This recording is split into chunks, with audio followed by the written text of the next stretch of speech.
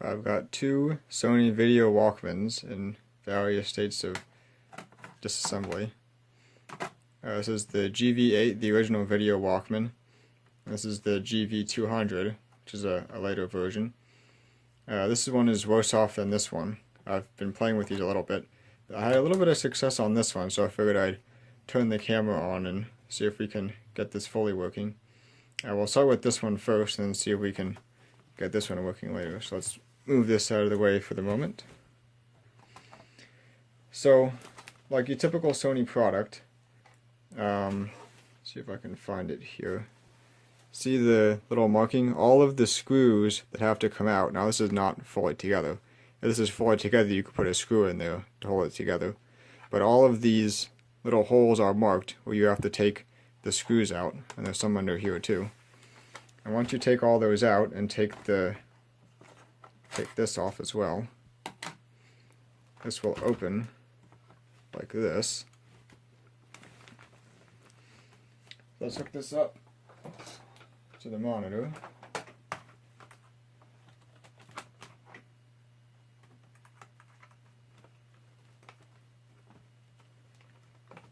This one does turn on. The other one didn't turn on initially, but I did get it to turn on, but it still has other problems. So you can see the issue with this is we're just seeing retrace lines on the video output, and it is from this because if I push stop, they do go away. If I push play, they return. I better turn the volume down before I get a copyright hit on that. Not sure if you can see. There's too much reflection here. There is an image, it's rolling, but there is an image on that screen. I'm going to try tweaking the tape path alignment a little bit just to see if that helps things. And the tape path alignment, well, down under here, so it's not cooperating. Down under here, this thing down under there, that's an adjustment. You see the slot in it, that's one of them. And this is the other one. So I'm going to try turning those and see if anything changes on the screen.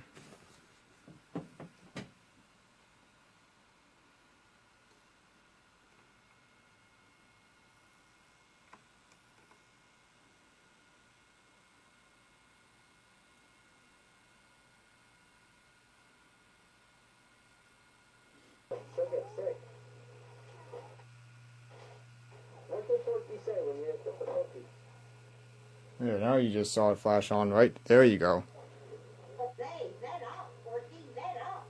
So you can see the tape path is out of alignment partially, and when we do get a picture, it's rather distorted.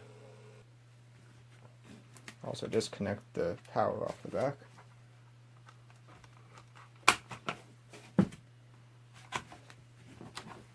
Now this disconnects with this cable coming out.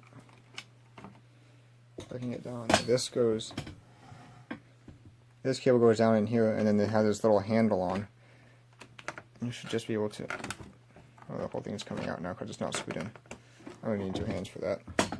Just pull up on the little handle, and the cable should release itself. So that goes away. Since I've already had this apart, and to do that, like I mentioned, you just take out all the marked screws, and you also have to pull the antenna out the back. And this should just lift out, I believe.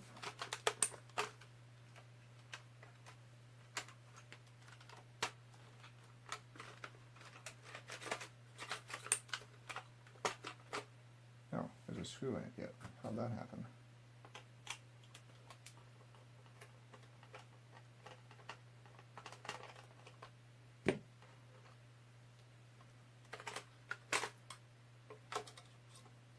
That wasn't a marked one either. That's interesting. When that comes out, we will disconnect the speaker here.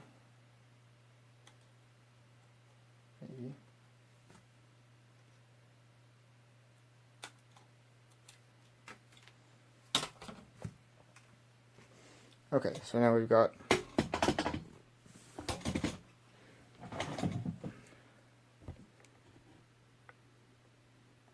just the internal unit itself. We have to take the tape unit off because the capacitors are down under here. You can see here's one that I replaced, here's one that I haven't. So we will start by disconnecting all of these cables.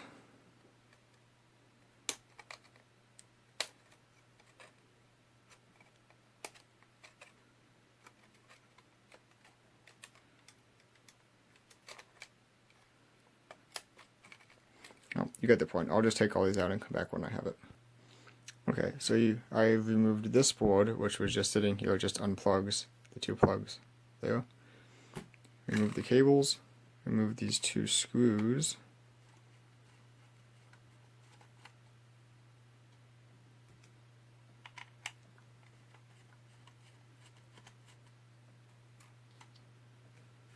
I believe this should then, good to see this just lifts up, I believe. Still stuck on something. Should just lift up. There we go. And then it folds open this way. Because that cable's out. And then there are these two cables right here.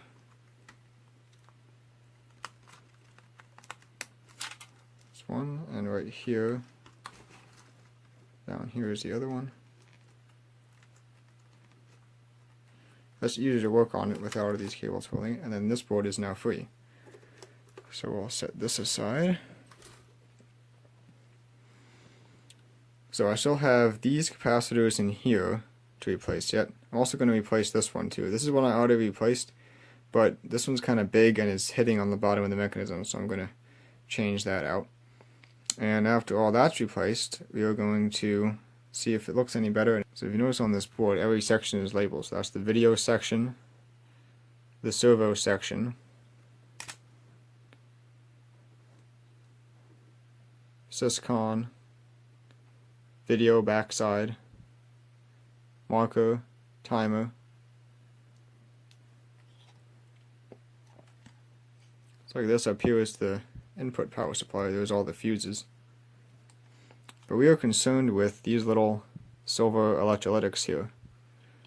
You can read those. You've got some 47s, 22s.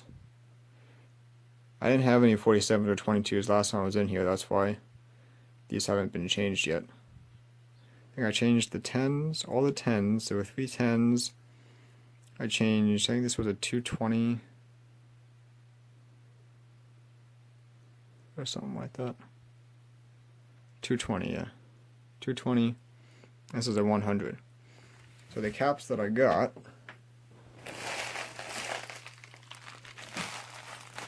got a whole bunch because they were so cheap. See, these are 100s. We only have one 100.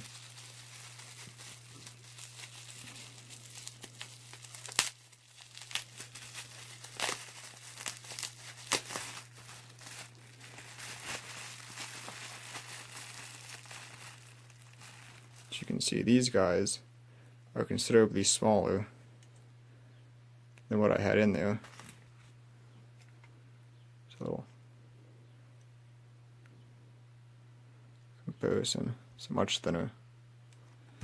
Got 100s. We've got these guys, which are 47s, and then 22s in here.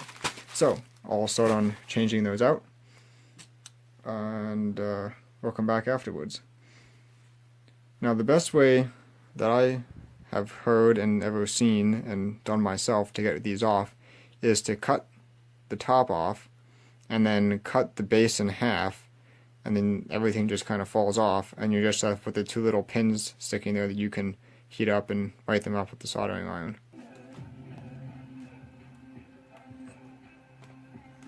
Oh, the speaker has fallen out. We should fix that first. The speaker is just a little speaker down here in the bottom. This one appears to have fallen out. There we go. This should just drop in.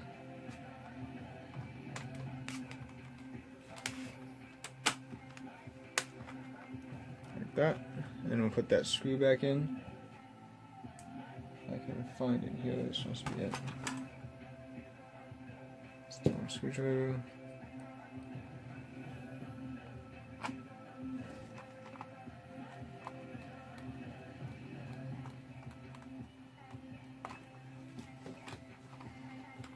So let's put that in for now.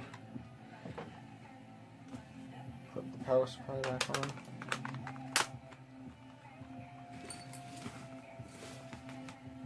Turn this back on.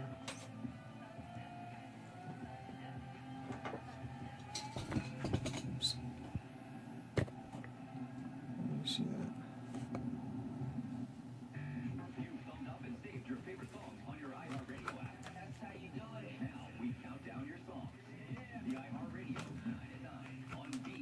Let's see if this will turn on.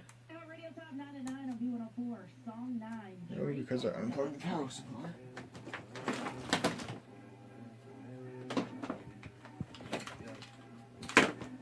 Helps with the power supply is plugged in. There we go. So, see what happens now when we press play.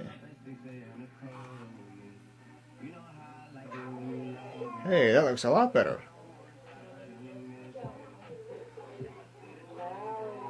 So definitely replacing those capacitors has greatly improved our picture. Now let's see what happens if I play with the alignment here.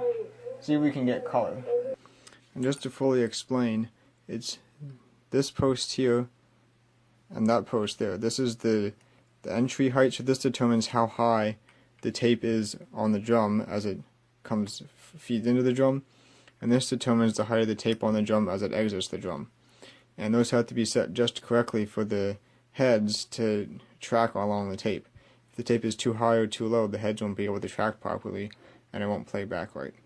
So what happens is you can adjust these, turn them back and forth. They screw in and out to go up and down to set the proper height. And they're supposed to, once they're set, they're supposed to stay. But for some reason they get loose, and then as the tape flows past them, it unscrews them. So then nothing's at the right height anymore. Alright, so I'd say we're pretty good now. To put the glue on, I just unscrewed these, pulled them out, and then dropped some glue on the threads, and then screwed them back in.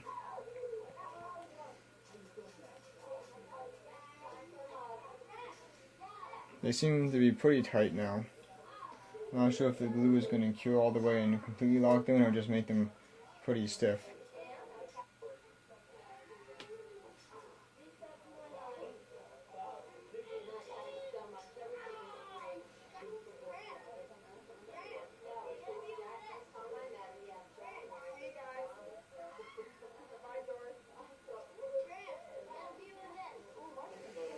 So we'll put this back together, and I think we'll be done with this one then. Before I put this back together, this is how the mechanism ejects.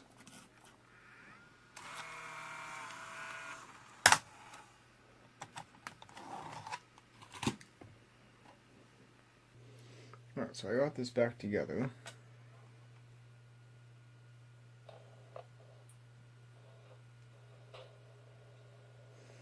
And it does look fine on the TV, but unfortunately, whoops.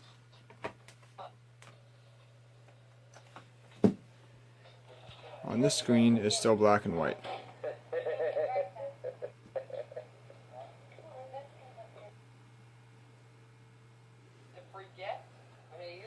It's still black and white on that screen, but it is color on the TV. So there's probably something wrong inside the LCD. So I decided to go ahead and open up the LCD module, and inside is just, this comes off, and on the back of this is this board, which I've taken off. This is the screen. And on this board, looks like we have more surface mount capacitors, and these ones look absolutely terrible. These look a lot worse than the ones inside the unit looked. You can definitely see that they've leaked including one of them that leaked so bad it leaked right through a through hole through the board. So we will be changing those and see if that fixes our color issue. Alright, so I reassembled this after changing those capacitors in the screen, and it didn't seem to make any difference. The screen is still black and white. I did try making a test recording something on here on the tape, and it does record in color and play back on the monitor in color, but I can't seem to get any color on the screen. And I think that's going to be the end of this, because I don't have any service information for this, so I'm not sure what to test. I'm not sure where I should find certain signals in certain places, so I really have nothing else to do with this because I have no service information. But this will be good for Video 8 VCR anyway, or you can play tapes on it and watch them on the TV and record it. It seems to record fine.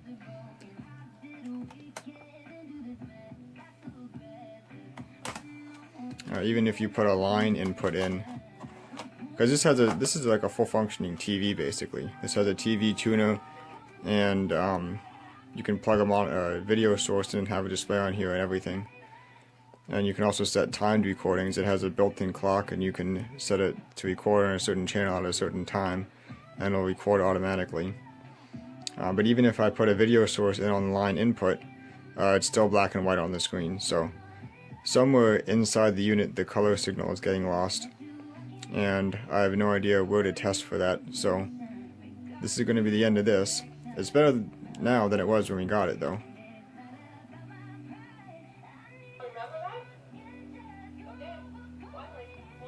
Plays back in color, and it does, oops, so much reflection here. I don't know why the screen is so reflective. It does play back on the screen. You can kind of see that past the reflection. So, it's a sort of repair anyway. Hope you enjoyed this video, and thank you for watching.